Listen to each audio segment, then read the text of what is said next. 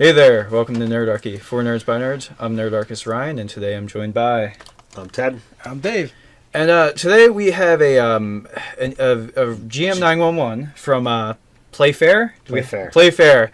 And kind of the concern is they have multiple plot threads going, or their primary plot thread that they had going got derailed because the player that it most hinges on and is involved is trying to keep that stuff on the down low. So this GM wants to somehow keep the other players engaged while running this back burner plot. There's 6 players in the party. Yeah. 2 of which are experienced, 4 of which are new players. The new players are completely oblivious to what's going on, and the experienced players, one of them is doing his or her best to pretty much keep this plot that they've uncovered due to a very high die roll utterly secret from everyone else because it's supposed to benefit them in the most. So, or I think if the truth came out, it could hurt them. Okay. It hurts their position because it's something about like ownership in a company, and and there's possibly a rival for ownership, and they don't want other people to know because they don't want them to take control of their company. Yeah, and so it looks like the player is investigating the legitimacy of the claim. Maybe that's part of the thing. Like, so I don't know if we necessarily have like all the information that might be pertinent. Like, is this thing really valid or not? Like that kind of thing. And maybe that's what the player is trying to figure out. So I think there's a couple sides to the coin.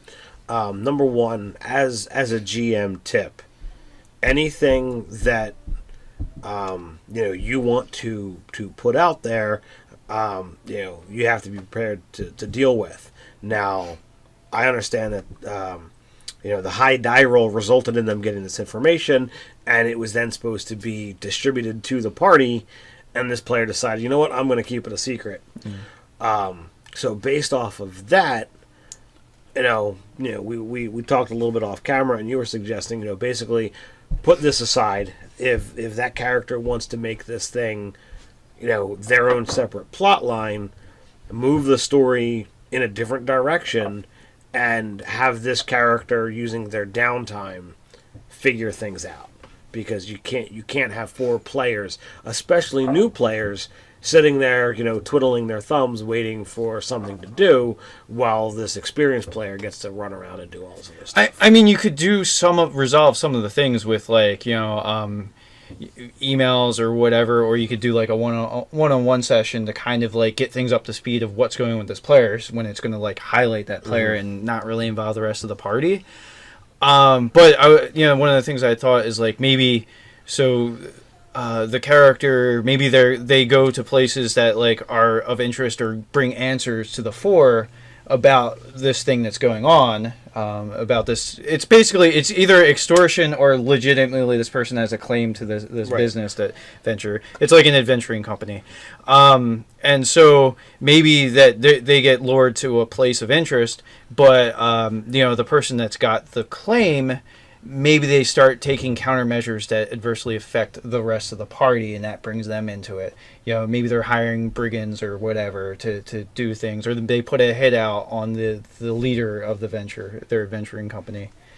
Yeah, so, well, you could do all that, and the other thing too is, even though like maybe now you have a separate plot line going on from the rest of the party, whatever they're doing, you can have that plot line constantly bump into whatever else is going on. Like little things like, does this company have an office?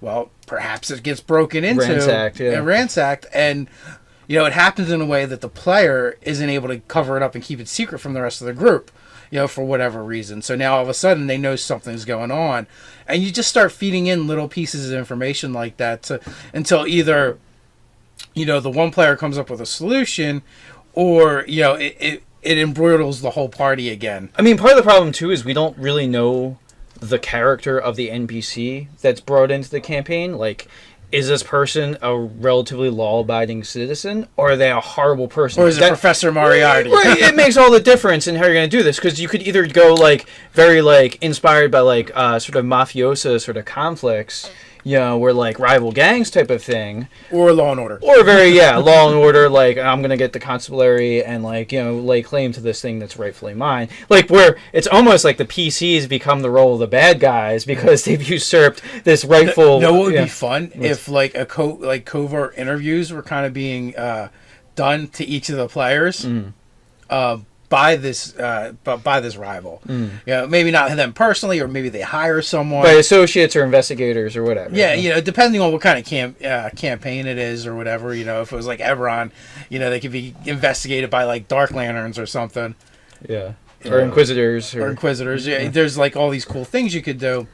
That's another thing. What's the scope of the campaign they're playing in? Because that's going to offer different tools.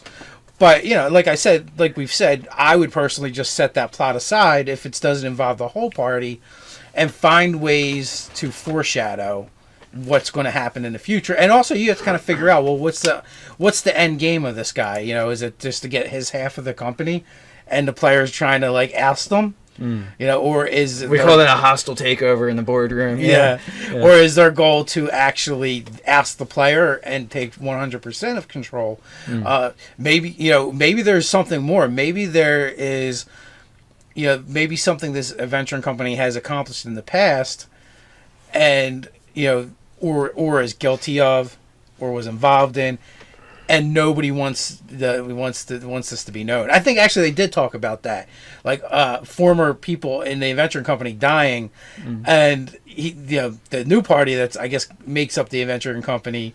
They don't want them to know about what happened to their predecessors. Right. Yeah. Now, another way you talked about weaving things together.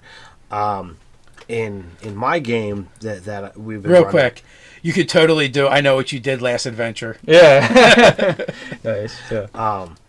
In my game, Ryan's character is a thief, and he's a respectable businessman. He's he's a member of a thieves guild, and he's like, all right, dude, it's been a while. I want to get stuff worked in with my thieves guild into an actual session. So I was like, well, the only way that I'm going to have that happen is if there's something going on that's going to involve everyone else. And there's this whole plot thread about the item that Ken's character's been carrying around, and the blood cult trying to get their hands on it. So it's like, well, if that item totally needs a better name. The rod? No, it's the wet rod. That's what Ken has referred to it as. I've always just referred to it as the rod of the blood rod. But so it's like, all right, well, how can I get all of this together? Well, if I have, some kind of, infiltrator within Ryan's guild that is in favor with or hired by the blood cult,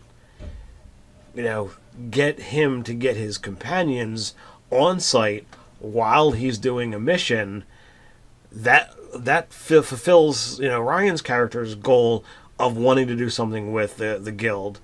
It fulfills the characters, the rest of the players' goals by being involved in what's going on. It gets hooked up with the primary plot I have of the blood cults, or blood cultists that you guys have, recently put down. So it ties it up all into the nice little bow of having all of these parties all at one place, and everything wound up, coming to a pretty interesting conclusion.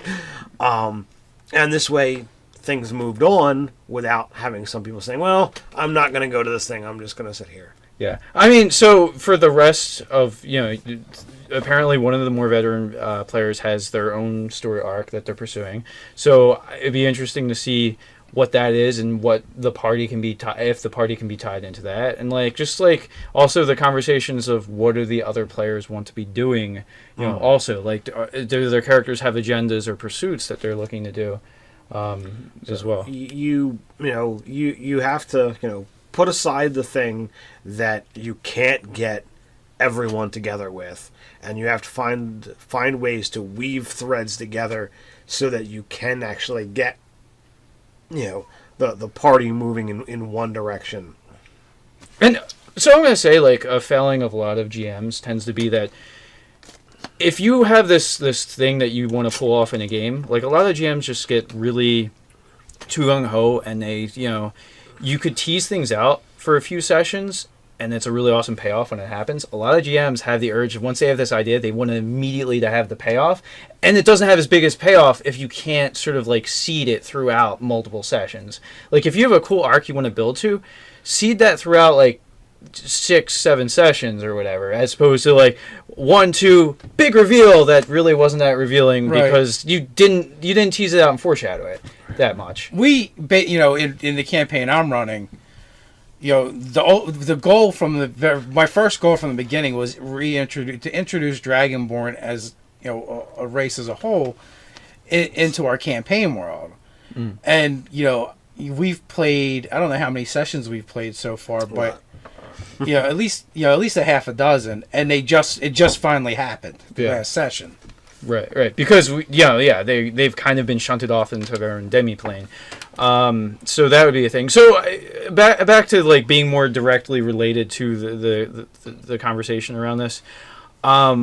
If the NPC is more nefarious, they're an adventuring company, so they take jobs to do things, I would imagine. So one of the things you could be like this guy through proxies and agents basically sets up an elaborate trap. They get a commission to go do a thing, and it turns out to be a trap to put them in a disadvantaged situation, and this guy monologues about the whole thing. So like eventually, in like several sessions of them trying to complete this task for this guy, he does the Bond villain thing and captures them, and they have to like deal with the situation at a disadvantage. Well, and it could even be not so much like, oh, he's trying to kill them.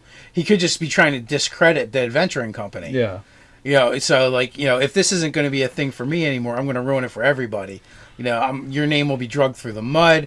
Everyone will know you're this tremendous failure and fraud. If the guy isn't evil, you can do the other side. And just bring the information to the fore, and these characters that are supposed to be heroes are now trying to abscond with this business. Well, so I mean, unless your campaign world is radically different, all things aside, it is a drow elf. You can't trust a drow elf. So never trust a drow. Yeah. Well, there is that. So automatically, the law is going to be biased against them. Yeah. I mean, if you're playing with any sort of like sort of fantasy trope like truisms, like no one's going to be in favor of a drow. Like unless you're completely ignoring any canon about drow. Yeah. So there's that. Well, maybe they're all happy and dual-wielding scimitars. That's true. Hanging out with panthers. Yeah, that's true. in their world, in the I woods don't know. with unicorns. I mean, unless the campaign setting like is in the Underdark, and then it's just like, well, you can't trust anybody in the Underdark. You're a fool. Yeah. There's a couple different ways to go. One, you can ignore it for a while. Two, two is ignoring with foreshadowing. And 3 is actively having that plot line advance. That character is like a nemesis, whether he's nefarious or actually in the right. Yeah. So. And in the meantime, just do other stuff, and just once per session, figure here's a little piece of foreshadowing I'm going to drop, or maybe the other stuff they're working on, like Ryan said, is actually being engineered by this other party. Right. So yeah. Or option 4, if you have a way to weave things together nicely, then that's a route as well. Well, but that requires he doesn't want to take the agency away from the one player that's keeping it a secret. I think you stated true. that. That's true. And doesn't want to step on those toes. So depending on the nature of this other individual.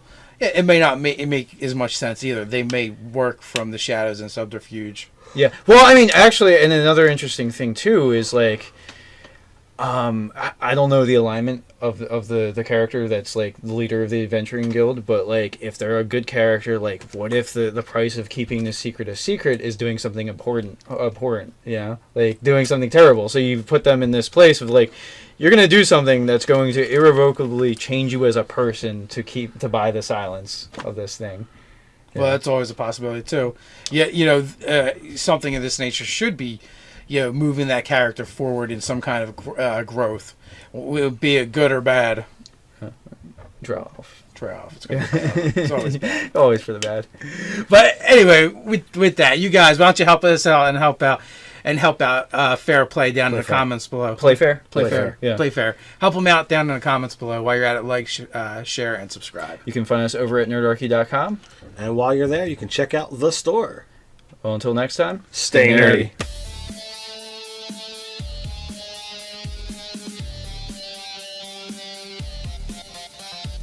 Is they have multiple plot threads going, or their primary plot thread that they had going got derailed because the player that it most hinges on and is involved is trying to keep that stuff on the down low. So this GM wants to somehow keep the other players engaged while running this back burner plot. There's 6 players in the party.